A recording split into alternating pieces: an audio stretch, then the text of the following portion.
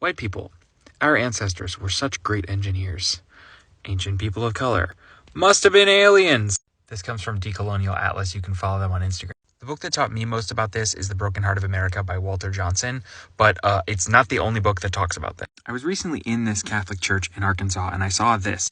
Right underneath double white Jesus is this guy, Papa Francesco. You might have missed this, but on March 30th, Pope Francis actually repudiated the doctrine of discovery, the theological underpinning for the justification for colonialism. 3 minutes is never enough time, so let's return to this. Part of how I was taught history as a child was not that America was enacted on a genocide, but a watered-down white saviorism.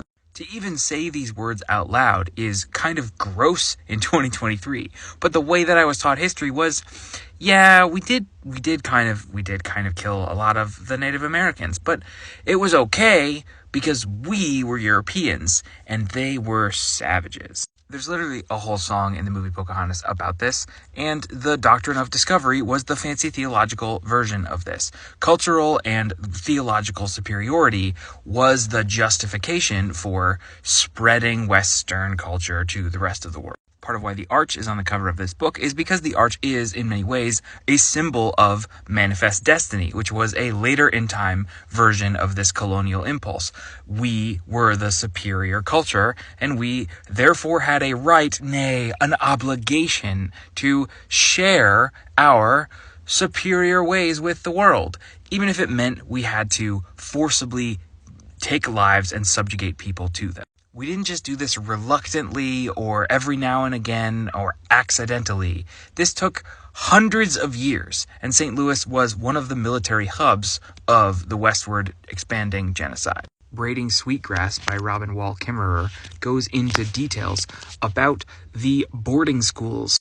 After all the battles were over, Canadian and American governments had to decide what to do with the kids of surviving Native Americans. They put them in boarding schools, stole them away from their families, and committed a cultural genocide alongside the actual genocide.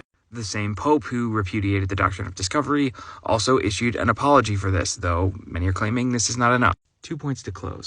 15th century doctrine of discovery, Pope stuff might make it seem like the era of colonialism is over, but it is not. The journalist Bianca Graulau reports on this in Puerto Rico and Hawaii, where Airbnb and the U.S. government are doing this right now. Puerto Rican statehood is complex. I'm not an expert on it, but last I checked, they have members in Congress that have no vote.